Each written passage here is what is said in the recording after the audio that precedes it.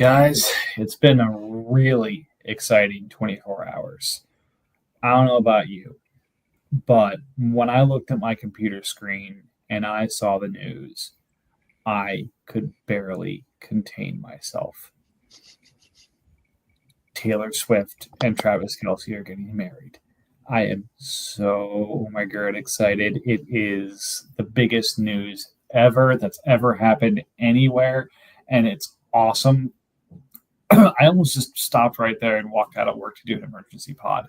Like news like that deserves to be celebrated and deserves to be talked about by a bunch of football fans um, as much as possible. So I'm really glad that RJ and Bill are here with me as we get this going again, as we start the 2025 fantasy season here. I guess the other news is I'm new co-commissioner. Jeremy announced that last night. Chris, unfortunately, as happens to many of us, life asks for more than you can give, and you got to drop some things to make room for it. So, unfortunately, he got to the point where fantasy football and being a commish was something he had to set down so he could pick up other things. And we wish him well and hope at some point things settle down and he's able to return to the league. But I'm happy to step in and help the league and do what we need to do to keep this going. Gonna probably relegate myself to only trade czar type activities to start while I get my feet under me. But Jeremy's been fantastic, as he always is. He's still the main hand on the wheel here. I'm just happy to help him however I can. But like I said, I'm excited to be stepping into this new role and talking to you guys about the super, super important news about Taylor and Travis getting married. I mean, RJ, you're going to remember where you were when you heard the news, right? Yeah, of course. Who couldn't forget that world-breaking news? I mean, it was leading ESPN breaking news for a while this afternoon, which was hilarious. I actually texted it to my wife, and she's like, "Why are you stalking Taylor Swift on Instagram?" Like, not. Clearly, this came from a sports account. I mean, obviously, right? Clearly. And Bill, it is exciting. I know. It's something to get super excited about. That and cut down day. I mean, Bill, this is kind of your Christmas, isn't it? Like, how many of these guys got cut from their roster so I can keep my numbers as low as possible, right? The only people I have that are actually on a team now are Riley Leonard, Eric Armstead, and Justin Jones. Hey, aren't they on your trade block? Hey, they are. Come by them. I'm going to offer you Cam Miller for Riley Leonard right now because Cam apparently got cut and probably is going to the taxi squad. So I'll do that while we are sitting here and get into the right frame of mind of keeping the trades rolling. All right. On to the next thing. So it's been a while since we podcasted. It's been a crazy summer for me at work. Basically, the entire month of July, everyone else in my office took off, and I was the person working, which was awesome. No, it wasn't. But then August happened, and I took the first 2 weeks off and didn't get around to podcasting. So here we are. End of August, we've got a week until season starts. It's been about 2 months since we've talked about things. So we got a lot to cover. We're not going to get to it all. And we're not going to rust off a little bit because I've been monologuing for the most part here the first 5 minutes of the podcast. And that's not what you guys want to hear. So I'm going to finish this up and I'm going to shut up for a while here. But we'll go division by division. We'll talk about what RJ thinks, what Bill thinks, what I think. And I got to thank the Lions for putting together a pretty awesome simulation. Once again, he's got some fun predictions in there that I wouldn't have necessarily gone for, but, it makes for good content and good conversation. So I'm I don't know. Bill, what do you think? Where would you like to start the review here? We usually start with the AFC North, but I'm willing to switch it up here because, of the big news and a special day. We're doing crazy things. We're being bold. We're being exciting. We're, embracing the Taylor Swift spirit. I mean, do we start with the Taylor Swift division and start with the AFC West? I love it. Fantastic. So, obviously, the team to beat in the West are the Broncos. I tell you guys every year I build a contender. No, I mean, the team to beat in the AFC West is the Broncos because everyone's going to beat the shit out of you this year. Oh. Right? I mean, RJ, he's coming for your record. How do you feel about this? I'm cheering him on. I definitely hope that he achieves it. Yeah, I'm going for a negative week. I'm looking for a way to get a negative week out of this.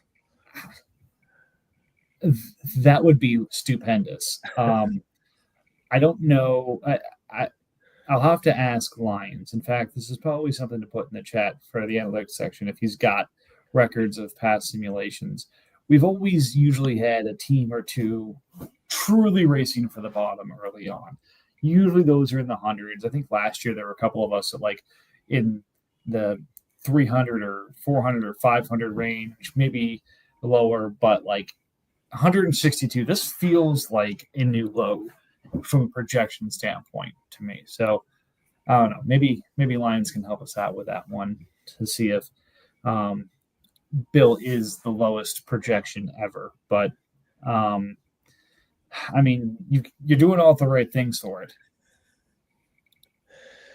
I like to think so. This will either really work out well because Arch will come out and everybody will be pissed that they didn't believe it, or it'll work really poorly because everybody will go back to school and I'll get stuck with Cade Klubnik.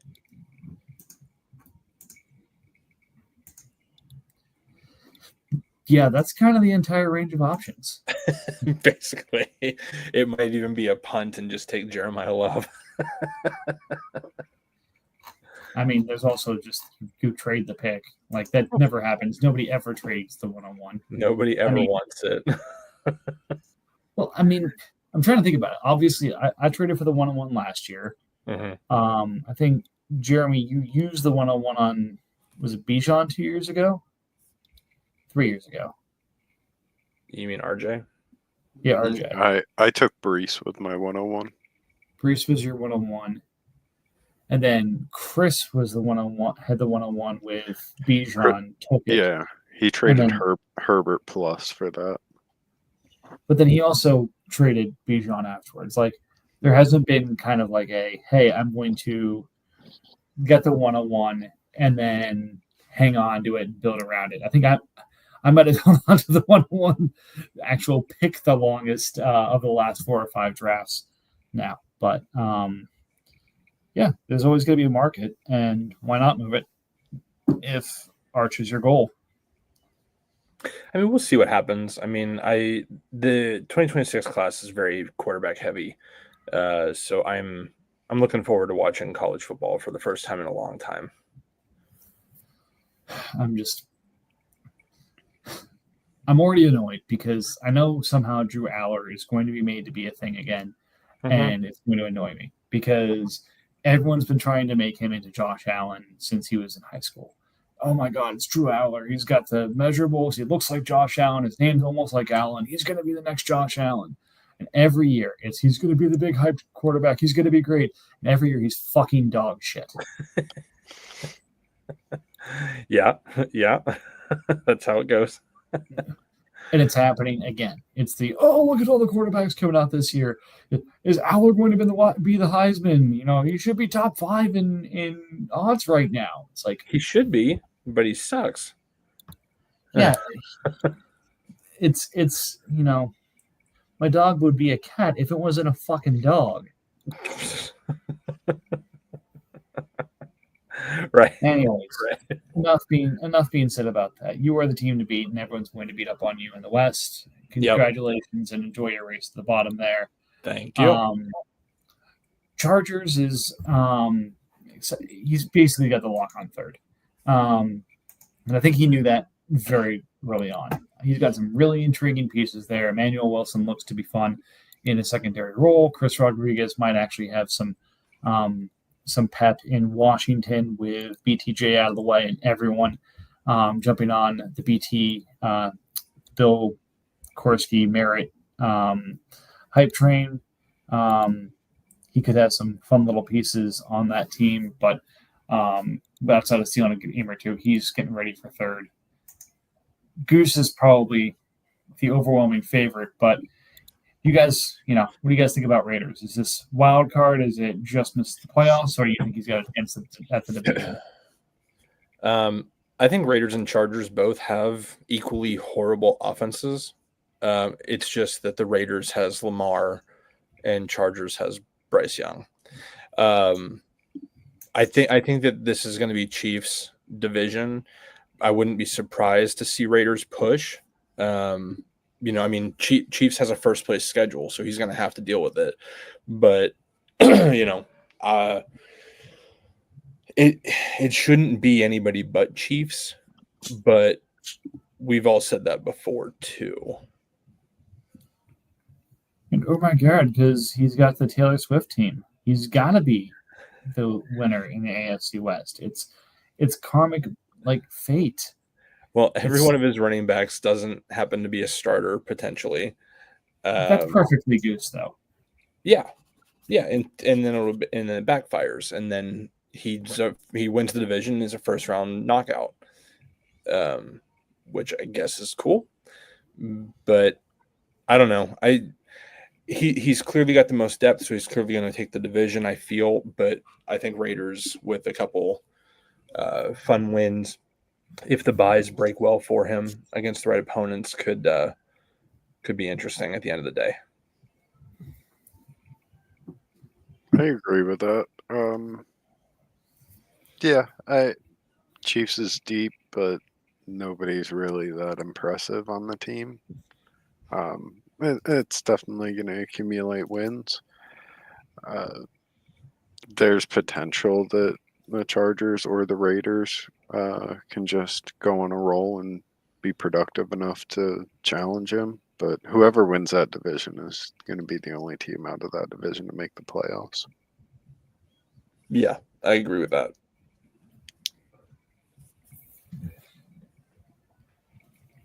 Yeah, if we were doing hot takes, and maybe we'll do that next week. There are some hot takes that could be made here. But yeah, it's pretty safe to say that's the outcome everyone's kind of expecting.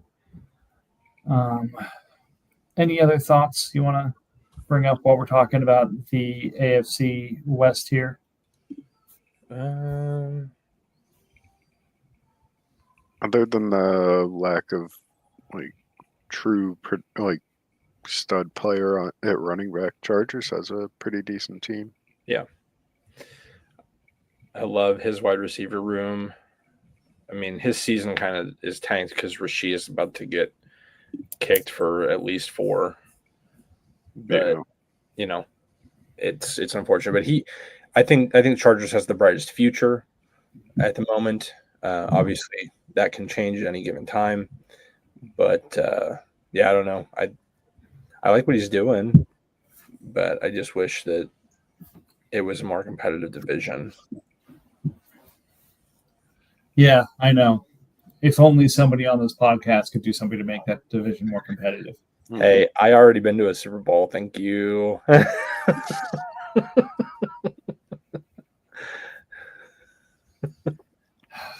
don't like you anymore. It's going to be a $110 million fine now. All right. So that's the AFC West. No big surprise there. And to nobody's surprise, our handy-dandy simulation predicts that the Chiefs will win the West and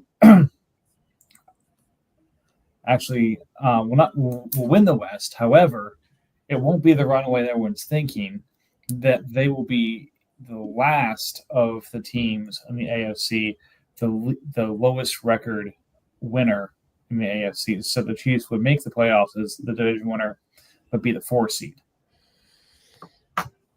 which I'd say is a bit of a surprise. Maybe that's that first place schedule you're talking about, Bill. But yeah, he is the weakest of the division winners according to the Lions projection, which is a fun little tidbit to add in there. But that does make sense. The North winner is going to be the strongest, just because it's the best division. The South, there's going to be one team that wins it handily, and the East is basically the Jets division. The Jets went undefeated last year because the division sucks, and then nobody did anything to improve. People got worse. Yeah, like just because of the other teams in the divisions. I could easily see the winner of the West being the 4 seed.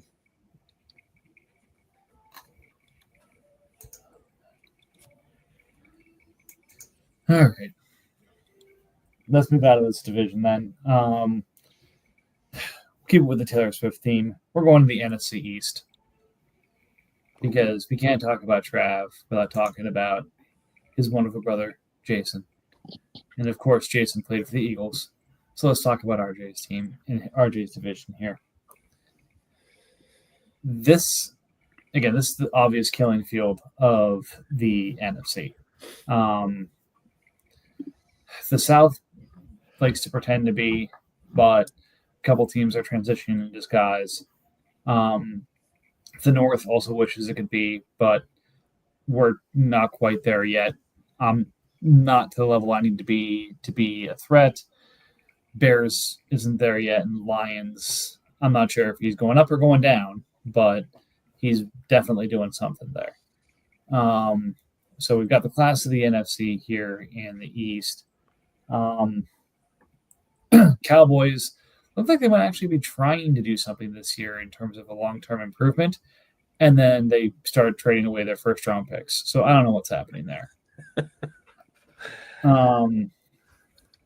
RJ is shifting some things around. How do you feel things are going, RJ?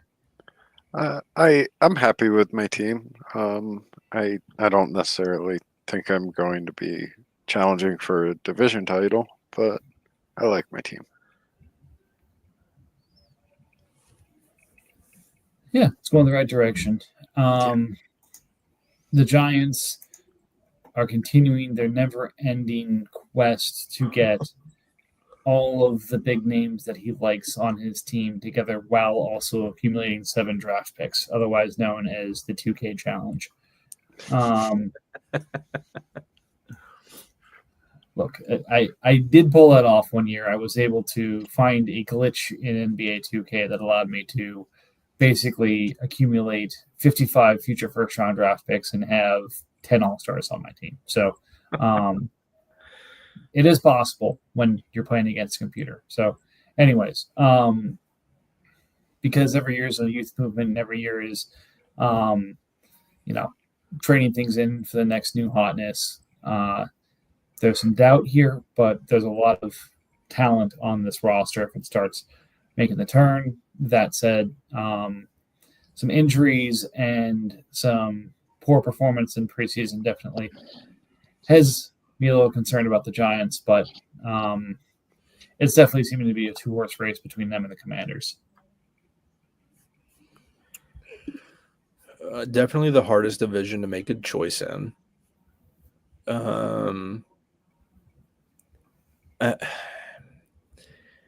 It's interesting. I have a hard time picking between the two, outside of just like the names that I'm seeing with the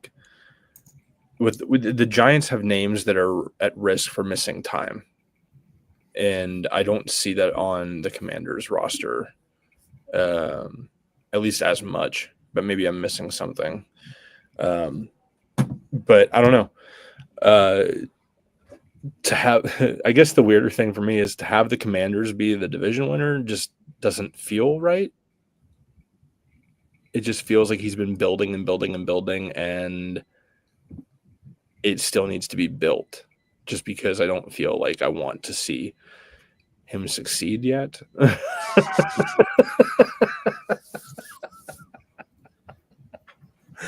The thing that kills me about Commanders is look, I can't say something nice about the guy without giving him shit first. Last year, with Pearsall, with Leggett, with Polk, it was terrible in terms of how he allocated his draft picks at receiver and how those were turning into pieces that were going to help him last year. Those 3 draft picks could have been better used on basically anything else than those 3 players and would have given him better return. I went to look at who had the 2 biggest winners at the receiver position of preseason, Dante Thornton and Isaac Tesla. And to my surprise, Commanders has them both in the 3rd round. So he's now in an embarrassment of riches where I love his offense. Nix is an underrated quarterback. Ford is going to get snaps to start there in Cleveland. Gibson's going to be part of that rotation. Harvey's getting all of the looks there. Johnson looks like he's in the rotation for regular touches in Buffalo. Lamb, McConkey, Metcalf, and Mims is your top 4. And you have those guys potentially coming up, backing them up. Like, he's got depth for days on this offense. And, oh, by the way, still has Nick Bosa, Brian Burns. He's got Booker and Michael Williams. And Williams may be a little bit banged up to start the year, but I love his potential. Still has some holes on that defense that need to be figured out here before we start. But name for name, he's right there with the Giants. And when it comes to the quarterback and running back position, I think he's got the better players there. So I agree. I think Washington's my pick in the East, but it's not by a whole lot. What do you say, RJ? Both of them are in dire need of running backs, like a legitimate running back. But neither of them have any capital to move anything. Yeah, no, I understand. I think Commanders has the edge right now, but it's not by much. Starting off the year, everybody's healthy. His running backs are going to get looks initially, at least Jerome Ford and RJ Harvey. So right now, I think Commanders has the edge on winning the division, but all Giants has to do is find some way of accumulating a legitimate RB1. He's good. And linebackers. Linebackers are terrible. I won't lie here. Like, I feel like knowing the schedule would be awesome right now. Like for this division specifically, because like I mentioned it with the Raiders and Chargers about how bye weeks could factor in. I think that's going to matter more than anything else in this division. Yeah, I mean, and frankly, the 2 teams are, the more I spent some time looking at it, almost mirror images of each other. You got a second-year quarterback. Running backs have some bright spots, but definitely need some more TLC. The receivers are the strong points of the offense. The tight ends have some interesting ideas there, but not necessarily something that you're super excited about. The DE's nice situation. Big standout in each situation at D tackle, and then the back end of the offense, back end of the defense for both of them needs some work. So it's 2 teams who built their teams very similarly. It's just who's going to put the pieces together better now that we've actually got some clarity as to how cuts have happened and who's going to make their 53s. But I'm also not ruling RJ out right now. I think he's got a good balanced team at the moment, and I wouldn't. He's kind of like the real life Commanders. I think everyone is seeing the Eagles likely running the right way with the real life NFC East, but everyone's kind of sitting there like, well, what about the Commanders? Could they make something happen here? And I could see RJ being a little bit, hanging around and finding himself in the conversation here at the end of the season. Yeah, I definitely hope so. I have a pretty trustworthy quarterback. I have running backs. I'll have plenty of points there. My wide receivers need a lot of help, especially since Robert Woods doesn't have a job right now. Tight ends are deep, but not amazing. My defense is a disaster outside of defensive tackle, but some of those guys could play into, very good roles.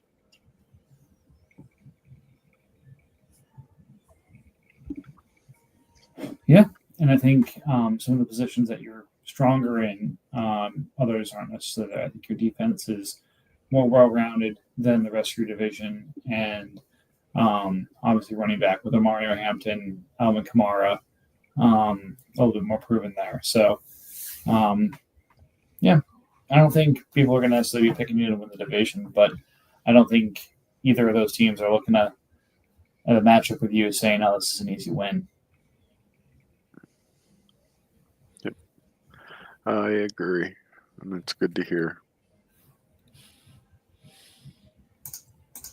All right. I picked the first two divisions. RJ, where should we go next?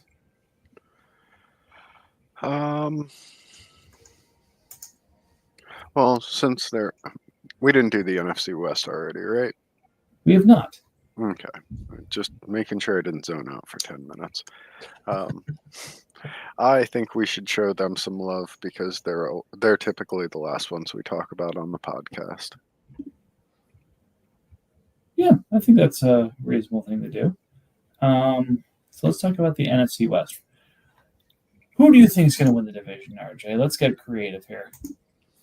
Well, I mean, I think we know who's likely to win this division, but I think some of the other teams are interesting. But to answer your question, the Seahawks. I am shocked you said something like this. Bill, can you please talk some sense into him? I mean, the Rams are better. I mean, like this feels like the Chiefs situation, right? Like depth versus like the Giants' high end names or whatever. I don't know. I know that Seahawks has probably has the best roster by name power out of all of it. Yeah, I would be surprised if he didn't win, but the Rams are there. Cardinals, they're stuck, and the Niners got stuck with a bunch of backups at quarterback, so they're toast. I don't know. I mean, I really like. I like Rams, like generally.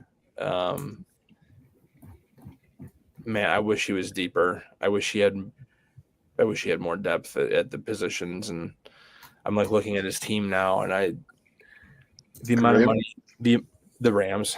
Rams needs wide receivers. He does, and it's like so much money is spent on so many random IDPs. Like, why are we spending $21 million on Robert Spillane? You got him from me. And then extended him. It's interesting. Like, he's got a $14 million Sheldon Rankins, and Seahawks has a bunch of deals. I think that Baker Mayfield's contract might be, taking rookie contracts out of it, because Jaden is obviously the best one right now. I think Baker might be the best quarterback contract in the league. And Brock Bowers on a rookie deal obviously is solid, but oh man, it's tough. Like, he's going to need to get hurt a lot to not win the division, unfortunately. Not unfortunately, I have no stake in it, but yeah, this is pretty clearly Seahawks with Rams fighting for a wild card. Yeah. I feel for Niners. He was, I think, hoping that Kirk was going to find himself in at least contention for that role. That said, Atlanta's not willing to give him up, and hey, Penix has an injury history, so who knows how this proceeds here. He could find himself in a fun little situation. Hey, he had his chance at Daniel Jones, and he didn't take it. Bunch of fools not buying into good old DJ. Somebody asked me today, like, hey, what's the cheapest quarterback you're feeling comfortable taking? I said, oh, you don't want to know how cheap I'm willing to go in terms of my quarterback I'm willing to be satisfied with. And when I said Daniel Jones, everyone looked at me like I had three heads, because I did. But look, Niners has been in need of a rebuild for a while, so I feel like this might be the thing that finally nudges him over the edge here.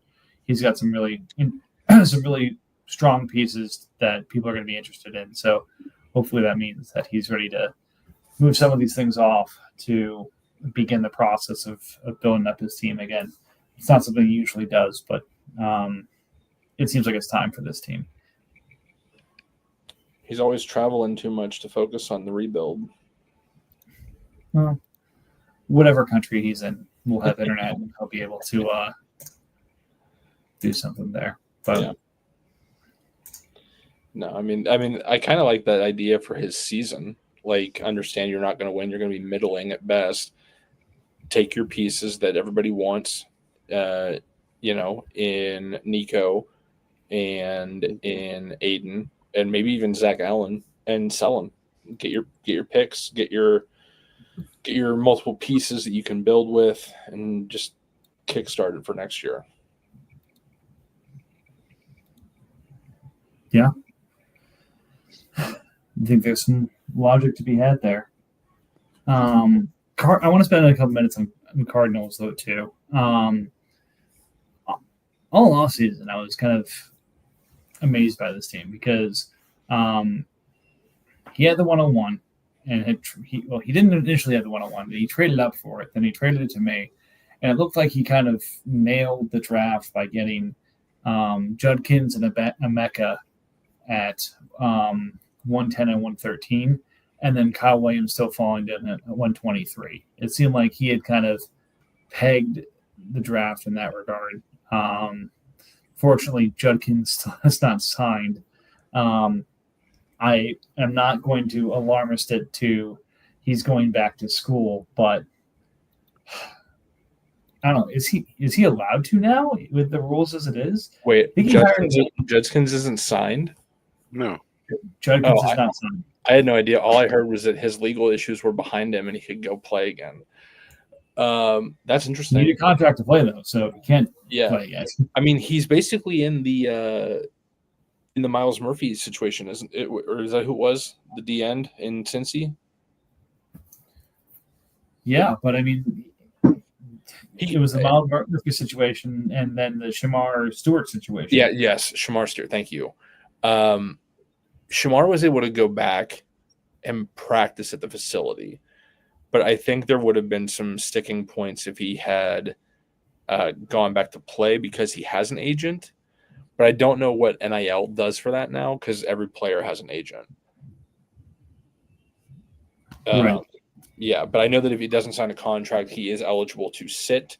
He cannot be fined, and he can go back into the draft next year and be drafted by any team except the team that drafted him.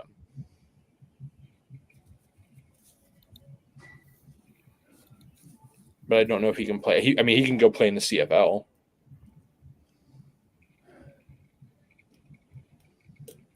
That's true. So I don't know what's going to happen there. But I feel for the guy there. But otherwise, I mean, the Cardinals are kind of the NFC's Chargers, as I see them. Got a good young quarterback. that just needs to kind of take that next step. Some fun pieces, especially at the receiver room, to build around.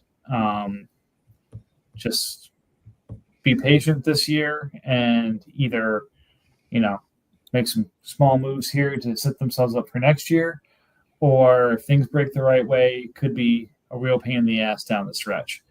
But I don't know. I look at this team, and this would be a fun team if I was just joining the league. Like, this would be a fun team to take over and make your own in terms of the pieces here. I think Ted's done a real good job of assembling this, and he's still got all of his picks going forward. The defense is sneaky young and so good. Yeah, that's what I mean. Like, I loved Ezra when he was coming out. I loved that pick at 205. All his linebackers are in double digits and looking good, except, of course, for Nakobe Dean, who's on IR to start the year. But, yeah, like you said, it's a sneaky good defense. Like, if things could just break and he can stay in contention, a wild card is not out of the realm of possibility for this team. Yeah. It'll be fun to watch him this year because I think this year the wins might not be there, but the point totals that he gets could be very telling for what happens next year with him.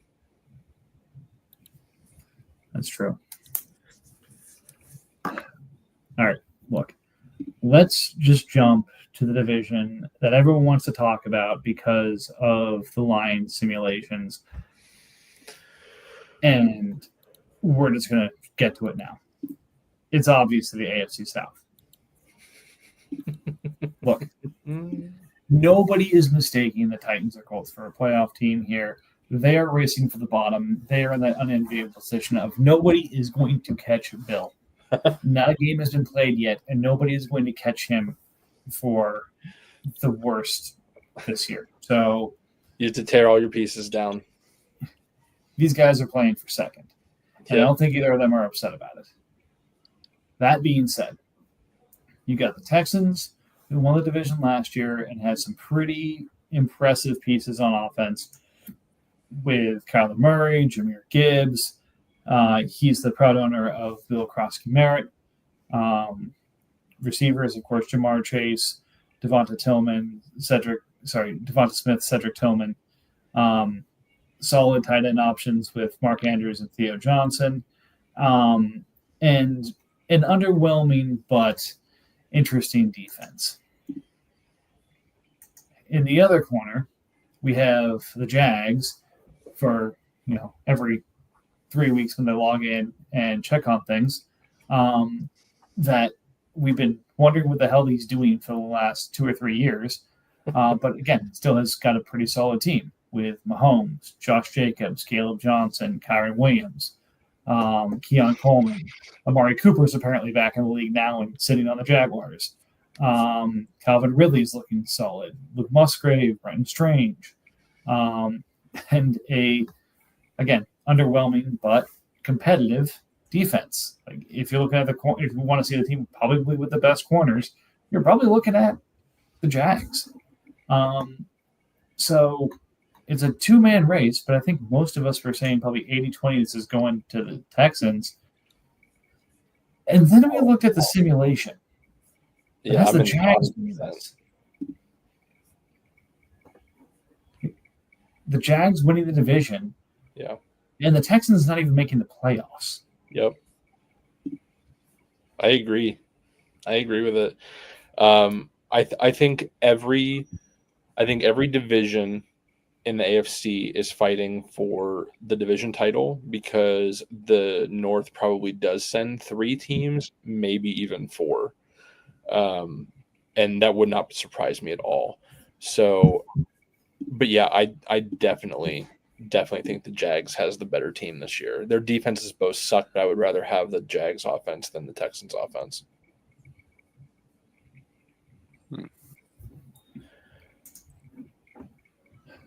I'm thinking about that for a second. Like the only thing that the Jags has an issue with is tight end, because there's no. Elijah Arroyo is basically the big piece there. I would rather have the running backs that the Jags has. because all Texans has really is Jahmyr Gibbs and Krosky Merritt if he even starts. Texans has Jamar Chase and Devonta Smith, and that's basically it, depending on what happens with Cedric Tillman. But I'd rather have the depth that Jags has. The names aren't as good, but I'll take the wide receiver 1 in Tennessee, along with the the wide receiver 2 or 3 at best in Vegas now that Cooper's back. And yeah, I don't know. That's just my take. I'd rather have 3 running backs that are gonna be studs, and rotate out my 1 required wide receiver, or is it 2? 2. 2.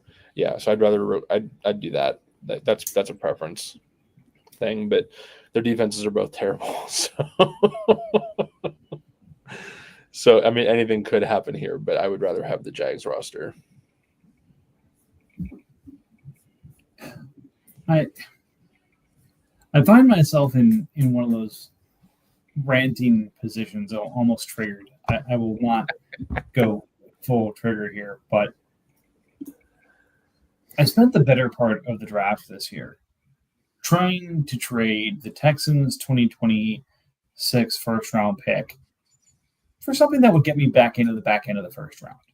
Because I said, look, there's a chance that the Texans doesn't win his division this year and could be one of the first teams, even if he wins it, one of the first teams out of the playoffs. So you're probably looking at the picks in the late teens, maybe even earlier. Yep. Every single team I offered this to, I couldn't get anything in the first round. I couldn't even get one of the first 5 picks, I don't think it was, in the second round with that pick.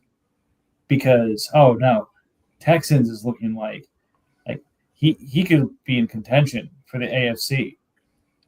And then, like, for the main players on his team, only good things have happened. Like, Bill Krosky Merritt was not part of the consideration. Like, Kyler and the receivers have missed all kind of issues. Like, nothing bad has happened to the team. And now it's, well, yeah, obviously he's not gonna win the division. Hell, he might not even make the playoffs. Like, what? I think people sleep on the idea of the Jags actually having a decent team because the Jags doesn't do anything ever. He just drafts and he does like 3 trades a year and he doesn't talk to anybody. So people are just like, that one time. Remember, like, when you first joined the league, he joined us while he was eating chicken in his kitchen or something like that? Yeah. On his first day, he joined the pod after I traded him Patrick Mahomes for like 103 and a shitload of other stuff.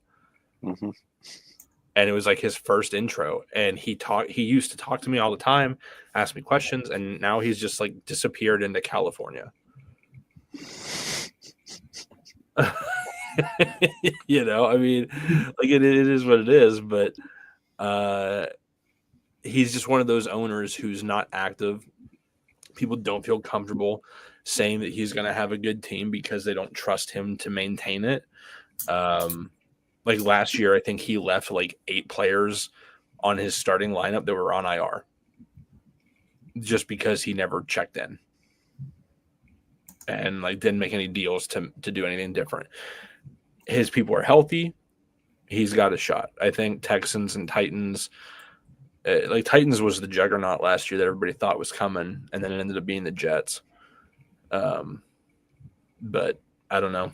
The Jags is not surprising to me if he stays healthy. All right, RJ, you're the tiebreaker here. What are you thinking? I have the Jags. Boom. I do agree that I think just having 3 really good running backs right now, or 3 productive running backs, is the way to go. So I think Jags is. I don't know if this is intentional on his part, but he's doing it right. I don't think it's intentional.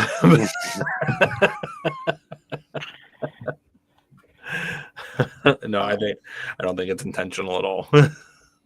He does have a lot of volatility on defense. Like his linebackers could be terrible, his defensive tackles could be terrible, and he could just be getting so few points at those positions that he just can't actually win the division. So that is definitely a possibility where at least Texans has addressed every position in some capacity other than cornerback, I guess. Like he has people there, but he needs more.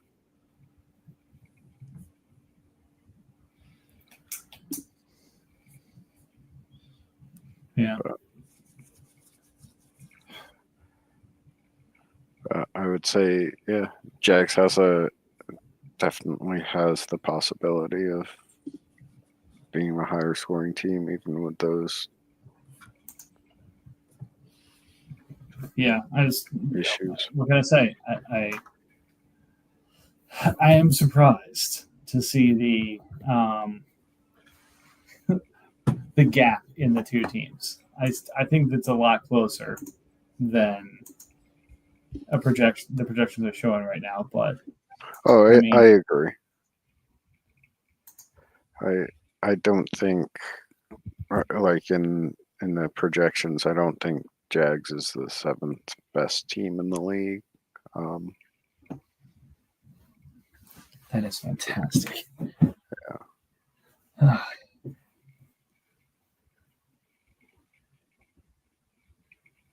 He's like, and that's the thing. It's average. He was in the running with Panthers and Jets, like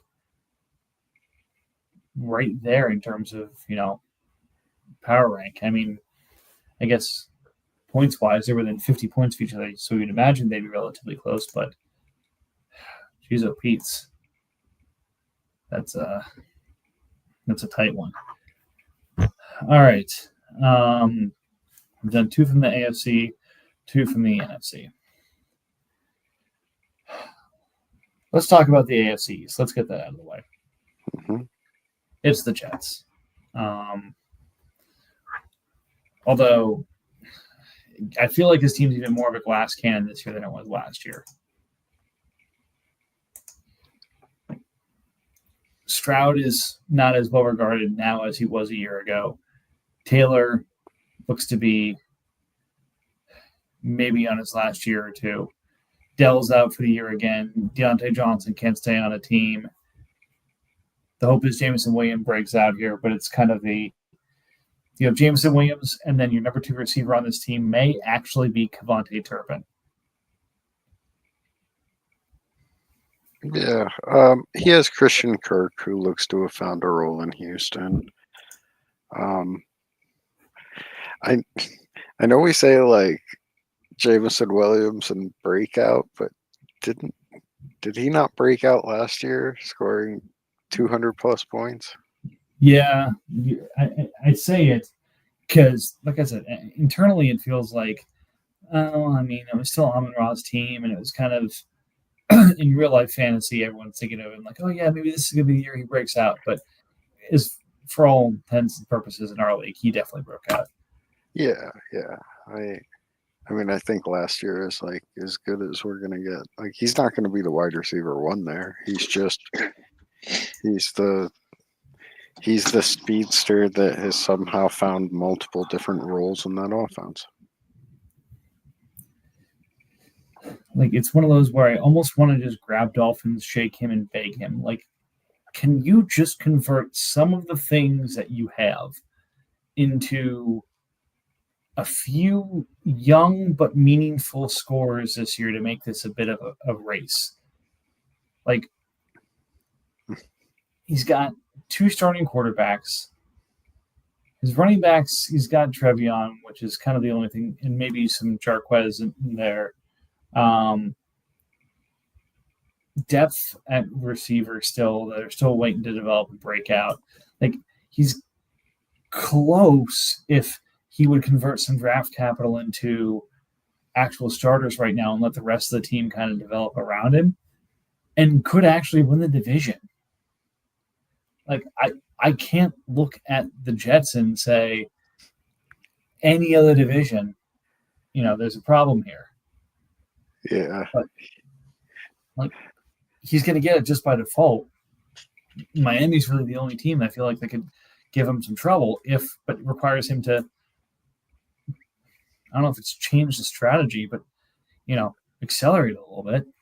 Dolphins could definitely take some of his, like all of his fourths and all of his fifths, and maybe a couple of his third round picks, just turn them into aging veterans and like round out that team and make a really good run at it, and then still have the vast majority of his draft capital and give the youth movement a try next year. We'll just continue along with the youth movement for all intents and purposes. Yeah. I mean, I don't know if like taking some fun shot like that is worth him. I don't know if I would call it ruining his draft position this year, because I think like he's definitely going to pick up a handful of wins. Like he's not going to be challenging for the 101. So like, is getting the 109 compared to maybe taking a shot at it and getting the 120, like, is it really that big of a deal? Like I would almost, give it a shot. So I agree with you.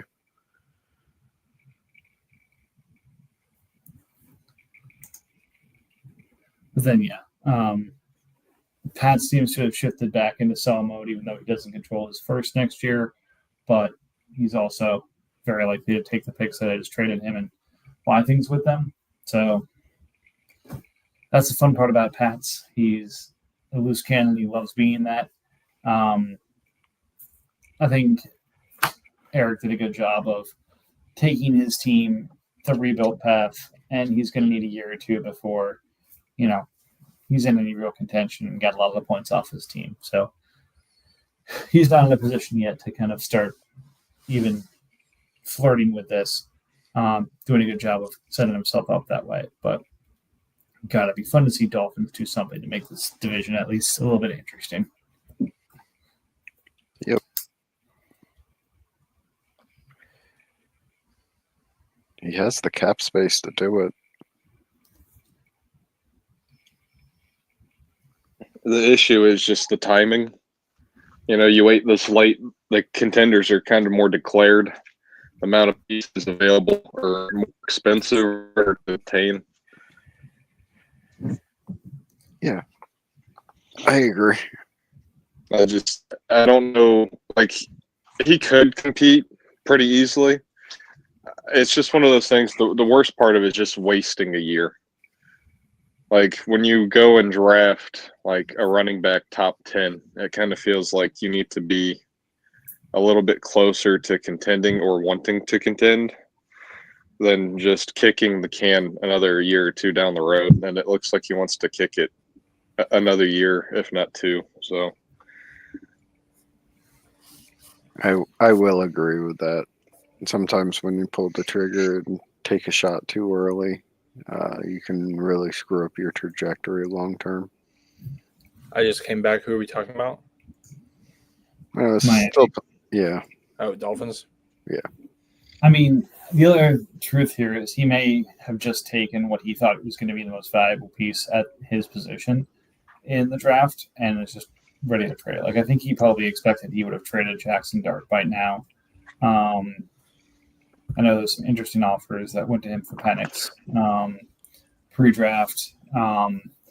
But again, I think he's just kind of in that tough position of being stuck where he doesn't have to do anything, so he isn't doing anything.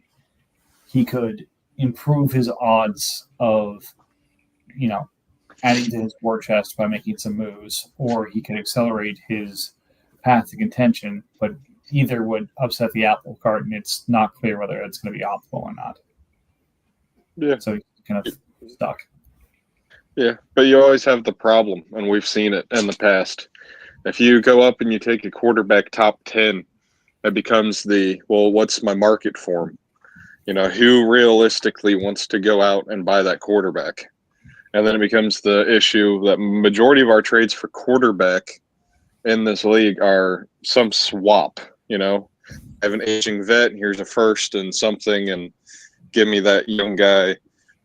We don't have a lot of guys who can just afford to buy what is the straight quarterback trade. And we've seen it in the past with who was the Giants took at 2? Was it Pickett? It was Pickett, wasn't it? Or 3? 103. Yeah, he bought them and he tried shopping them all off season, and the best he really got at the end of the day was nearly a refund for the 103. Where it's like, was it really worth it to take him in the first place? Well, that becomes a question of quarterback value. Yeah.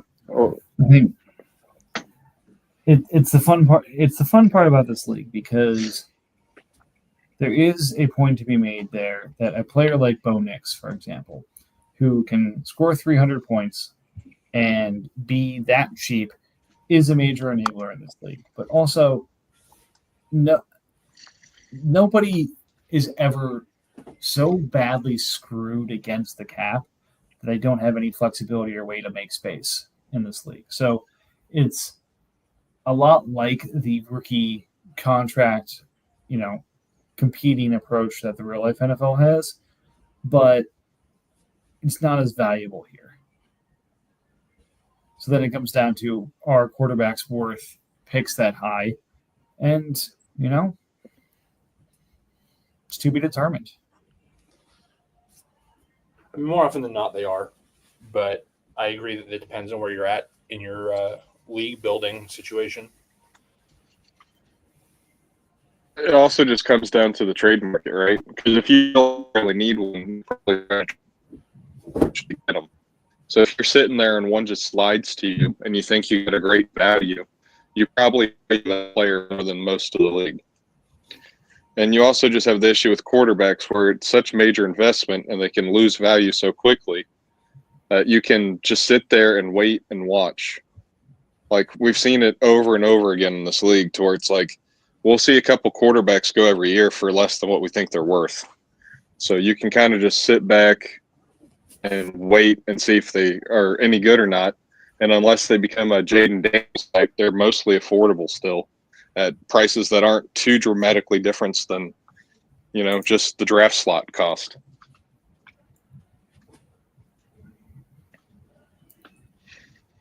Yeah, that's true.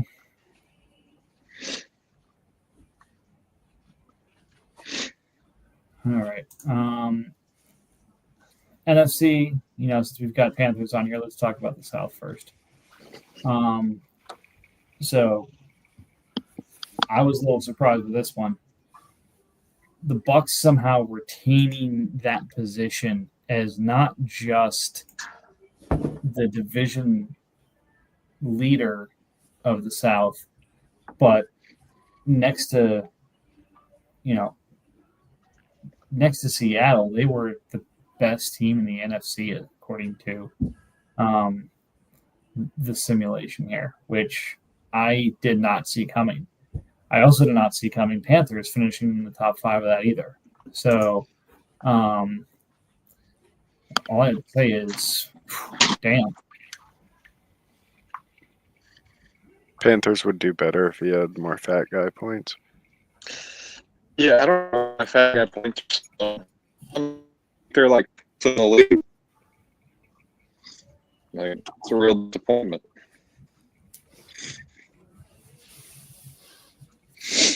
But what I saw from the simulation personally was it likes my offense more than I like it, but it also hates my defense more than I understand. So I don't know. Yeah, you still somehow your top 5 despite both of those things. It's a bit of a conundrum there, but either way, it's a fun thing to do. But Bucs being in the lead, even though swapping out Jared Goff and Amon-Ra for the right to take Cam Ward and a couple of other pieces, that just surprised me. I think he's made a couple of other savvy trades to maintain points on his team, but Addison likely missing time. Pearsall, maybe the number one guy there. and Sutton is the receiver 1 in Denver. But no, I mean it's the least sexy version of the points are there. Like it's almost a goose-like receiving core. Like who is the guy you think of last in terms of maybe being a wide receiver 1 this year? It's Sutton, who had almost 250 points last year, and it's only $9 million. Not a bad situation. Bateman still is getting targets in Baltimore. Pearsall could emerge in San Francisco. I mean,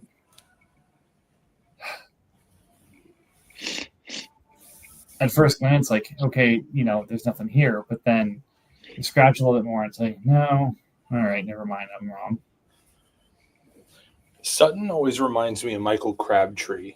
Like, the dude produces so much, but nobody ever thinks of him when it comes to fantasy.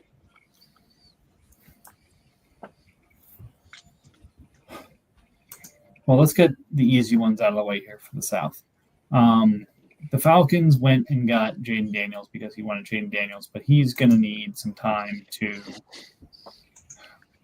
rebuild this team because he spent a lot of capital to go do that, and he's still got to sell some things off that he should have earlier. Long story short, he's going to have Jaden Daniels and have to rebuild around that because he's not in contention in this division. And the Saints, same kind of story as Pats, can never really decide if he's building or selling. And I think he's probably leaning towards selling right now. I don't know. It's just I feel like you've got better insight on some of these guys than I do. Panthers, what do you think?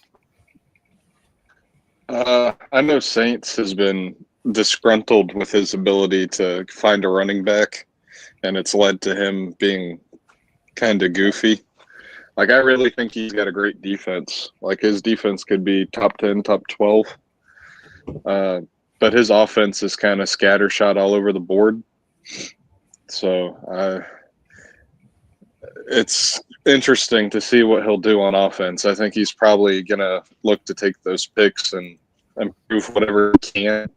And he's probably going to be hoping that one of these teams who think they're going to be good isn't, or he's going to do kind of what he did last trade deadline where he bought guys that were hurt for the year. Like I think he bought Ayuk when he was on IR and things of that nature, and hope that maybe he can reload on some cheaper pieces. Would be my best guess. Falcons, I honestly don't know. He came in with a lot of enthusiasm, thought he could go in there and compete with us. And then, the stack of trades he made to get to Jaden really depleted his offensive value. And then defensively, he did really he hit on a couple of games, like, is that a good role? Of that nature, but it's very thin, very old. Like, he's even got some $20 million players that don't have jobs. So he's got some work to do. Yeah, it's time to tear it down. RJ, what do you think? About Falcons? Well, Or just the division? The division. I think Panthers wins the division. I think Panthers is one of the better teams in the NFC as a whole. Probably starting with its quarterback, right? No, that's probably one of the weaker points on the team. And if he gets hurt, it all goes awry. I don't know. Didn't he make the Super Bowl last year without a quarterback? That's true. Last year was a little bit wonky, though, but that's true. All right, Bill. Tampa or Carolina? Oh, I mean, I'll never choose Tampa to win this division after they beat me in the Super Bowl a couple years ago. So I'm going to say Carolina, and I do believe it. Like, and that's The nice part about your running back situation is you have the backup to Connor, no matter what happens. Your wide receivers, I like them better. You have a tight end that should produce fairly well. And then, and your defense is just insane. Yep.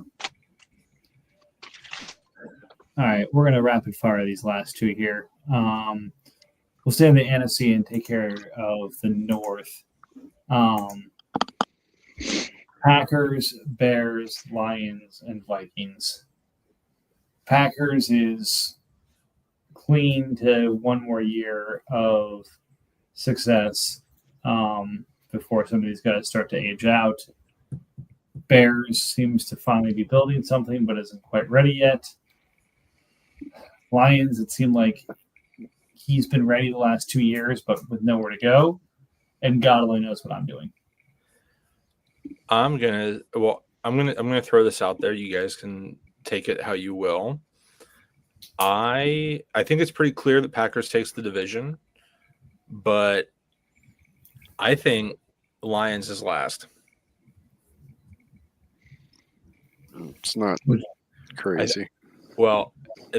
So with that being said, I also think that if health, I think all of these are, go without saying, like health dependent. I think Bears comes in second.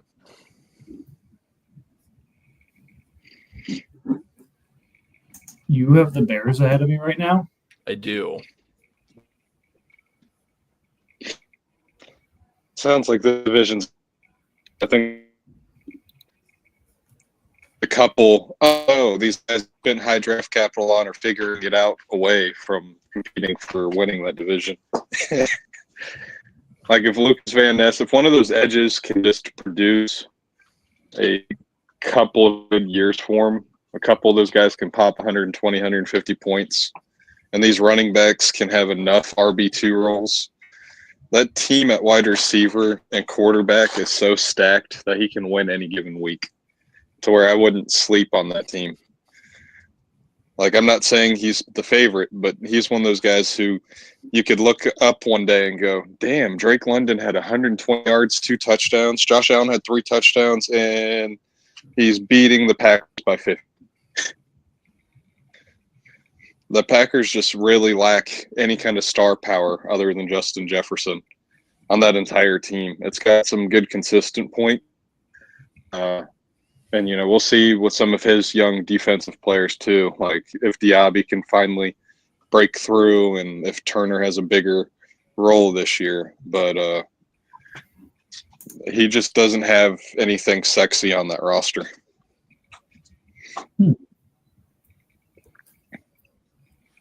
Doesn't he have Mr. Taylor Swift? No, Travis Kelce's in the Rams. No, moved him. He's got Hawkinson, though. That's going to be solid.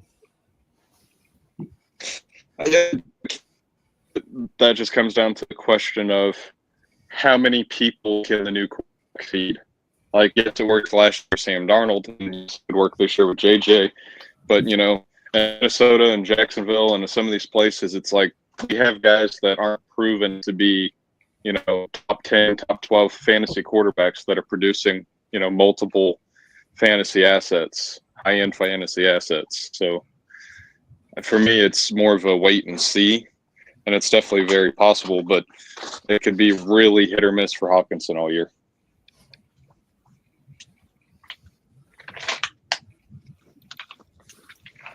All right, so Bill, you have Green Bay winning the division. RJ, who do you have? Oh, I think I have the Bears winning it. Oh, that's even better than my take. Whoa. Bears, I hope you're listening. We're finally talking really good about you. That's Like, fantastic. So the simulation says Detroit. RJ says Chicago. Bill says Green Bay, and I'm picking me. I love it. Everyone's got a chance to win this division. Booyah. This is the best division in football. So I I do think that this is like a 4-team race. This will be one of the more competitive it'll be a fun one. divisions. I think everybody is it. The Lions have the worst defense in my opinion. So like that probably makes them fourth just by default. But I think the other 3 teams are like competing for the title. Packers has an insane defense, but like when you stack the higher end players up, I don't think that the Bears are too far off of like what the Packers have, and I actually think he's better than him in some of the important positions like wide receiver. Packers has depth. That's really the big difference to me between the two teams. Like Bears has all the stars, as much as you can have, but Packers has all the depth. Yeah, I agree. I think Mike can just by default end up being the best team in that division if all of the rookies end up being productive. Like that's his only downfall right now is Mike it's will win that division unproven. if Daniel Jones starts all season. Mike will win that division. Potentially. I get Peter here because I just see a lot of droppable players on Mike's roster.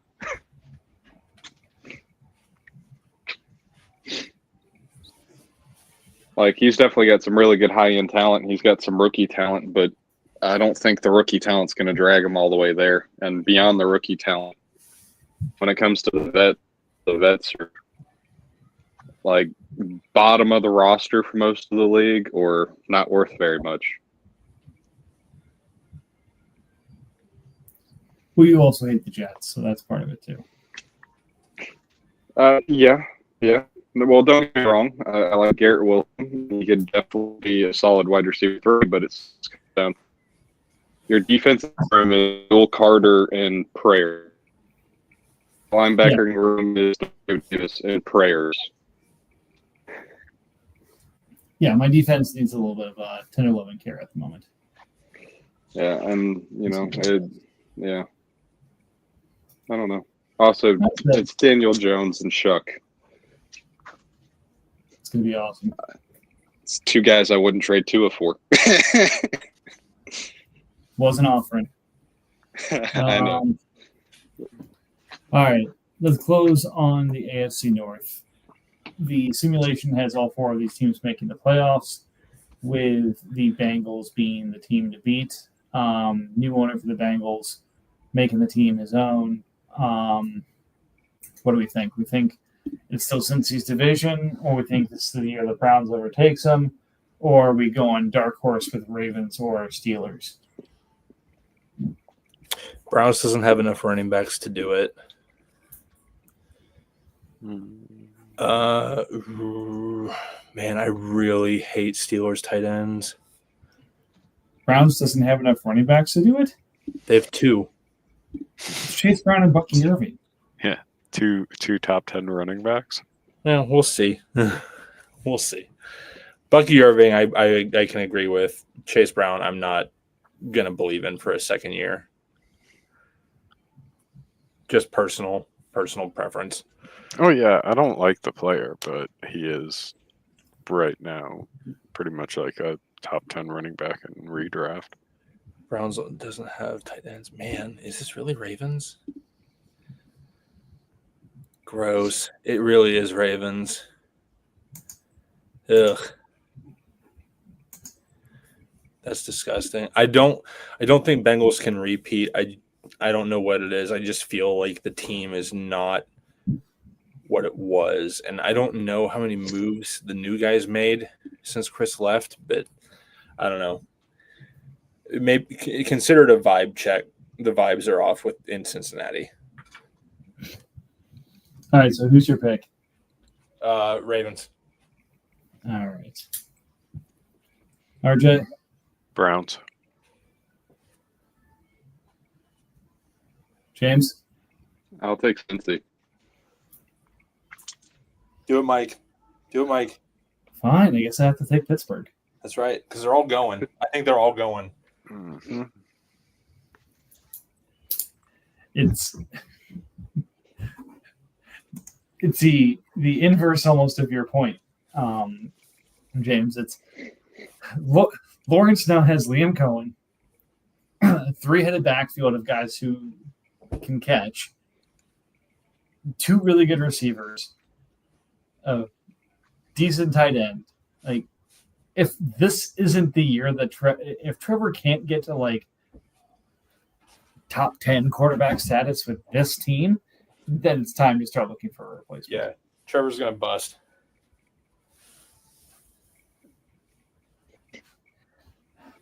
Now, do you think that just because you're still, pounding for your boy Justin, or well, Justin has been in a terrible situation forever, but I've thought Lawrence was a bust since day one.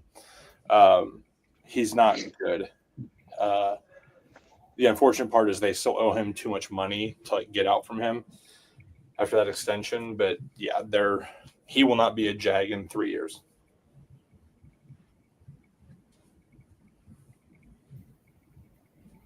It's going to be fun. All right. That's over an hour. That's some good content. We'll jump back next week with hot takes and talk a couple of trades, things that we want to see, things that have happened. We've had more than 2 months worth of trades, which is too much to try and cover immediately, but we'll start working those in next week. Any closing thoughts before we wrap it up for our return? I think pretty solid run for first time back here. Send me your tired and your poor, but they're not free. You're not getting them for free. Tired and poor. You just want people without jobs. Yeah. Tired, poor.